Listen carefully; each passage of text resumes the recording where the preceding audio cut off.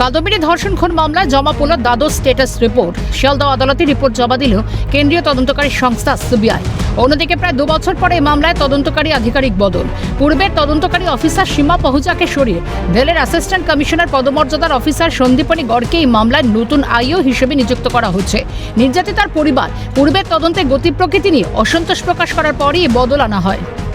কাদম্বিনী ধর্ষণ এবং হত্যাকাণ্ডে সিবিআই এর মামলায় এবার তদন্তকারী আধিকারিক বদলে গেলেন। এর আগে যেটা দেখা গেছিল 2 বছর ধরে এই মামলা তদন্তকারী আধিকারিক ছিলেন সিবিআই এর সীমা পাহুজা, তার বদলে এলেন নতুন তদন্তকারী আধিকারিক সন্দীপনী গর্গ এবং তার টিম। এবং এই মামলা তদন্তভার কলকাতা হাইকোর্টের নির্দেশে গ্রহণ করেছে সিবিআই এর নতুন টিম। এবং শুধু তাই নয়, তার পাশাপাশি সিটের 3 সদস্যের টিম তৈরি করা হয়েছে। সেখানে যে বিষয়টি দেখা যাচ্ছে, জয়েন্ট ডিরেক্টর সিবিআই এর এবং ডিএসপি এবং অ্যাডিশনাল এসপি, এই 3 সদস্যের কিন্তু সিটের টিম গঠন করা হয়েছে। কলকাতা হাইকোর্টের নির্দেশ মেনে সিবিআই জয়েন্ট ডিরেক্টরের নেতৃত্বে একটি নতুন স্পেশাল ইনভেস্টিগেশন টিম সিট গঠন করে নতুনভাবে তদন্ত শুরু হচ্ছে। এই নতুন টিম ইতিমধ্যেই 20 খণ্ডের কেস ডায়েরি খতিয়ে দেখছে। সূত্রের খবরের রিপোর্ট 3 পৃষ্ঠার। যেহেতু এই মামলার দায়িত্বভার তারা নতুন গ্রহণ করেছেন, তাই সেক্ষেত্রে কাদম্বিনী পরিবারের পরিজন থেকে শুরু করে এই মামলা সংক্রান্ত সমস্ত খুঁটিনাটি বিষয় নিয়ে তদন্ত শুরু করছে। এদিকে তদন্ত যে গতিতে এগোচ্ছে তা নিয়ে সন্তোষ প্রকাশ করেছেন কাদম্বিনীর মা তথা পানিহাটির বিধায়ক।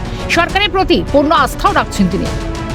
আমাদের সরকার নতুন এসেছেন, তিনি কঠোর হস্তে সবকিছু দেখছেন। আপনারা দেখলেন কদিন আগেই বিধানসভায় একসঙ্গে 4 জন আইপিএস অফিসারকে সাসপেন্ড করেছেন। তিনি কোনো দুর্নীতি সহ্য করবেন না, তাই আমার তার উপর সম্পূর্ণ বিশ্বাস যে নতুন সরকার আমাদের বিচার। আপনি কি তাহলে কেন্দ্রের থেকে রাজ্য সরকারকে বেশি ভরসা করছেন? সবাইকেই ভরসা করছি। পানিহাটি তৎকালীন বিধায়ক নির্মল ঘোষের ভূমিকা দ্বিতীয় ময়না তদন্ত না করার কারণ এবং ফরেনসিক দলের ভূমিকা সহ সমস্ত দিক নতুন করে খতিয়ে দেখছে সিবিআই নতুন এই সেট। পূর্ণাঙ্গ তদন্তের স্বার্থে সিবিআই আদালতের কাছে আরো কিছুটা সময় চেয়েছে। কেস ডায়েরি, সেই কেস ডায়েরিও আদালতে জমা পড়েছে।